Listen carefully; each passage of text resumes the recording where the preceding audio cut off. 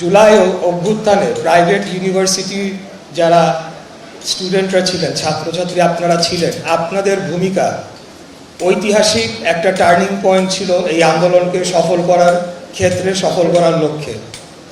জুলাইয়ের সেই উত্তাল সময়টাতে আমি পুরো সময় জেলখানায় বন্দি ছিলাম।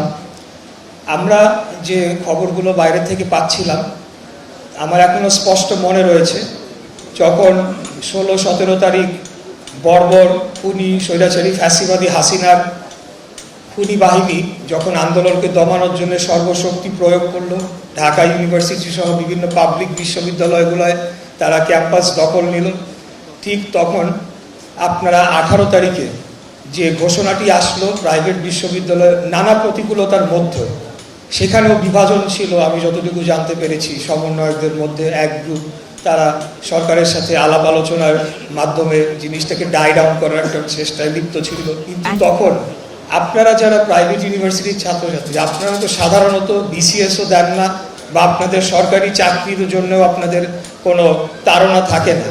আপনারা কেবলমাত্র আপনাদের মানে একজন মানুষ হিসাবে যখন এই অত্যাচার, নির্যাতন, জুলুমের আপনারা দেখতে পেয়েছেন, তখন আপনারা নিজ তাগিদে রাজপথে নেমে এসেছেন এবং সম্ভবত 18 তারিখেই 6 জন প্রাইভেট ইউনিভার্সিটির ছাত্র শহীদ হয়েছিলেন রামপুরা এলাকায়। তো সেই ঘটনাটি পুরো আন্দোলনের মোড়টি ঘুরিয়ে দেয় এবং পরবর্তীতে আমরা দেখেছি যে সেই আন্দোলন চলমান থাকে এবং কিভাবে রাজপথে ছাত্র জনতা অর্থাৎ সকল শ্রেণী পেশার মানুষ, দলমত, ধর্ম, বর্ণ নির্বিশেষে সকলে রাজপথে নেমে আসে এবং দীর্ঘ 1.5 দশকের জেগে বসা ফ্যাসিবাদী স্বৈরাচারী খুনি হাসিনার সরকারকে 36 দিনে পালিয়ে যেতে বাধ্য করে। আমি যখন জেলখানায় ছিলাম 20 তারিখের পর থেকে অনেক ছাত্রদেরকে গ্রেফতার করে নিয়ে আসা হলো। আমার সাথে আমার পাশের বিল্ডিং অনেকে ছিলেন, তারা স্লোগান দিতেন 36 জুলাই। অনেকে আমার সাথে কথা বলার চেষ্টা করতেন। তারা অত্যন্ত দুর্বিষহ পরিস্থিতিতে রাখা হয়েছিল। একটা রুমে যেখানে 2 জন থাকা যায় না, 5 জন 6 জনকে সেখানে রাখা হয়েছিল এবং তাদের মানে 4-5 দিন যাবৎ কোনো ধরনের বাড়িতে কথা বলা বা কাপড় চোপড় বা কোনো ধরনের কোনো ব্যবস্থাই তাদেরকে করতে দেওয়া হয় নাই।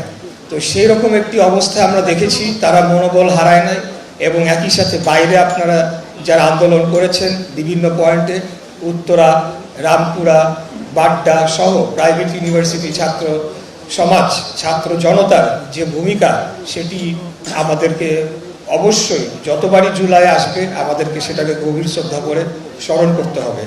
আমি আপনাদের এই সাহসী ভূমিকাকে আমি মনে করি, এটা মনে করিয়ে দেয় আমাদেরকে যে বাংলাদেশ একটা বীরের জাতি।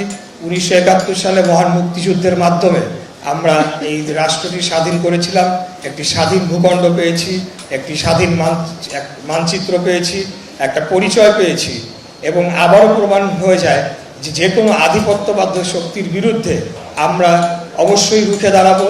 আমরা দেশের আয়তন হিসেবে আমরা ছোট হতে পারি, কিন্তু জনসংখ্যার দিক থেকে বিবেচনা করলে আমরা পৃথিবীর 8 নম্বর সবচেয়ে বৃহৎ দেশ জনসংখ্যার দিক থেকে বিবেচনা করলে। অতএব আমরা কোনোদিনও অন্য কোনো দেশের দাস হয়ে থাকবো না।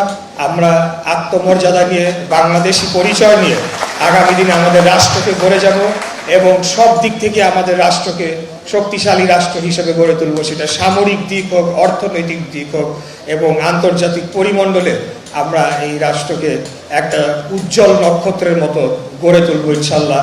আপনাদেরকে নিয়ে সেই কাজটি আমাদের সরকার করতে চায়।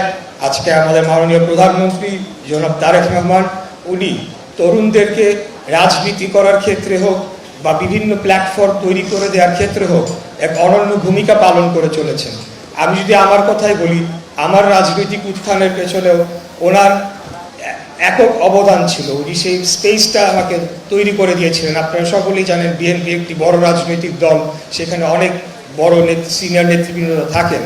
এর মধ্যেও তার সমর্থনে আমি ফ্যাসিবাদী বিরোধী আন্দোলন সংগ্রামে যতটুকু আমার পক্ষ থেকে সম্ভব ভূমিকা রাখার চেষ্টা করেছি এবং সর্বশেষ আমরা দেখেছি যে জুলাই অভ্যুত্থানে ওনার নির্দেশে, ওনার নেতৃত্বে বেসরকারি বিশ্ববিদ্যালয় ছাত্রদল, কেন্দ্রীয় ছাত্রদল সহ বিএনপি এবং সকল অঙ্গ সহযোগী সংগঠনের সকলে সেই আন্দোলনে যোগ দেয় এবং আন্দোলনটিকে তার চূড়ান্ত লক্ষ্যে নিয়ে যাওয়ার জন্য